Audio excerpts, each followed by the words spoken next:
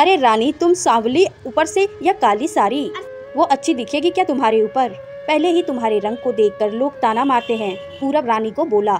देखो ना पूरब, मैं बोलती तो कहती है सास बोलती रहती है। हमेशा ऐसा लगता है जैसे कौवे को काला टीका लगाया हो। पति और सास का बोलना सुनकर जरा उदास हो गई। वो काली नहीं थी, कृष्णवर्णीय और रानी नाक नक्शे में अच्छी थी, पर पति और सास कलर को लेकर रानी को हमेशा ताना मारते थे। क्या करेगा वो भी, वह गोरा और रानी कृष्णवर्णीय। लोगों का क्या, वो तो नाम रखने में पीएचडी होते हैं। ब्लैक और व्हाइट जोड़ी बोलते थे दोनों को। पूरब का मन वैसे तो साफ था।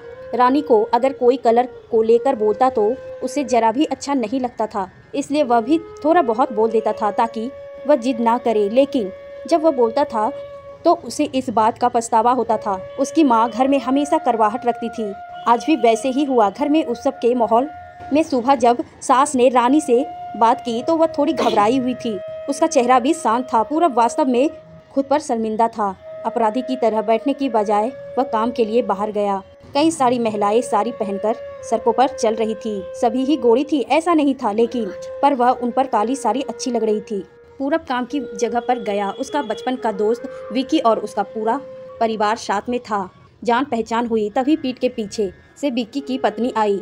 वह भी काली और सांवली ही थी, काली साड़ी पहनी थी। उसने पीछे से एक आवाज आई, प्रतीक्षा दीदी, अच्छी दिख रही हो आप। आपकी साड़ी भी अच्छी है और आप भी। प्रतीक्षा के चेहरे पर खुशी आई। उससे ज्यादा विकी खुश हो गया था। पूरब विकी को कुतूहल से देख रहा था। विकी ने वह देखा और जाना। वो पूरब के सवालों को हल करना चाहता था। विकी ने पूरब से सीधे ही पूछ लिया, पूछो तुम्हारे मन में जो भी है, मैं तुम्हें उसका उत्तर देने के लिए तैयार हूँ। पूरब पहले हड़बड़ाया, फिर वह बोलने लगा कि नहीं नहीं, ऐसा कुछ भी नहीं है। विकी ने पूरब से कहा, तुम मुझे नहीं जानते कि मैं लोगों का मन कितने अच्छे से पढ़ सकता हूँ। तुम तो मेरे बचपन के मित्र हो। तुम्हारे मन की बात भला मुझसे कैसे छिपी रह सकती है? विकी आगे से बोला, चलो ठीक है, तुम्हारा सवाल मैं ही बता देता हूँ। तुम यही सोच रहे हो ना कि मेरी पत्नी जो रंग से काली है और आज उसने काली साड़ी पहन रखी है, फिर भी वह और मैं इतना खुश कैसे? पूरब सब कुछ शांति से सुन रहा था और कुछ भी बोल नहीं पा रहा था। विकी बोला, काला रंग ऐसा रंग है जिसमें दुनिया का कोई भी रंग मिला दे वह कभी नहीं बदलता, यानी किसी और रंग की संगत में वह अपना अस्तित्व कभी नहीं छोड़ता। इसी प्रकार प्रतीक्षा भी दिल से एकदम उस कलर के जैसी है, कभी भी रंगीन ना होने वाली लड़की। वह अपने मर्जी से जिए, यही मुझे लगता है। मैं उसे खुश देखना चाहती हूँ। लोगों का क्या, वह तो बैठा ही है भला बुरा कहने को। गोरी औरत रही तो छिपकली बोलते हैं, काली होती है तो चूहा या कौवा बोलते हैं। क्या क्या नहीं बोलते लोग। ताना मारने वाले मारते रहे, हमें हमेशा खुश रहना चाहिए। वही मैं अब कर रहा हूँ। वो सुबह मुझे बोली, कैसी मैं दिख रही हूँ? अच्छी लग रही हो तुम। ऐसा बोलने पर उसके चेहरे पर वह कोलगेट स्माइल देखकर मुझे सकारात्मक ऊर्जा मिली। घर से बाहर निकलने तो सभी बोलने लगे कि अच्छी लग रही हो भाभी। हम दोनों ने अच्छे मन से यह बात सोची, कोई ना कोई ताना मारने के लिए अच्छे मन से बोला ही होगा ना, उस वजह से जीने की दिशा क्यों बदले। पूरब को उसके घर का सुबह का माहौल याद आया। वह खुद पर ही चिढ़ गया। उसे लगा वो सचमुच गलत था। मैं ही रानी को दुख देता हूँ, उस वजह से सब उसे बोलते हैं। अब मुझे ही अपनी भूल सुधार कर माफी मांगने होंगी। उसने हंसते हुए विकी को अलविदा कहा। अपना काम निपटाकर वह एक साड़ी की दुकान पर गया। रानी के लिए उसने काले रंग की साड़ी ली और घर गया। घर जाने के बाद रानी शांत बैठी थी। उसने रानी को आवाज दी और साड़ी उसके हाथों में दे दी। रानी को जरा अलग ही लगा। उसने पश्चात नजरों से पूरब की ओर देखा।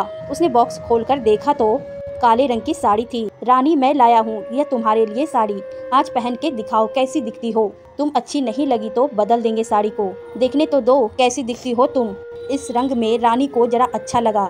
चलो तैयार हो जाओ, जल्दी हम जरा बाहर जाकर आते हैं, एक क्लाइंट के पास जाना है, उन्होंने बुलाया है जोड़ी में। पूरब का बोलना सुनकर रानी तैयार होने गई। काली साड़ी, उस पर हल्का सा मेकअप और लंबे बालों की चोटी। पूरब भी क्या, पूरब की माँ भी रानी को देखते ही रह गए। पूरब बोला, रानी साड़ी तुम पर बहुत अच्छी लग रही है। हाँ, अरे लोगों की बातों में आकर मैं तुम्हें हमेशा बोलता रहा और खरा सुंदर ये किस्में है यह मैं भूल गया था। रंग दो ही है यह जानकर फिर जीना छोड़ दे क्या?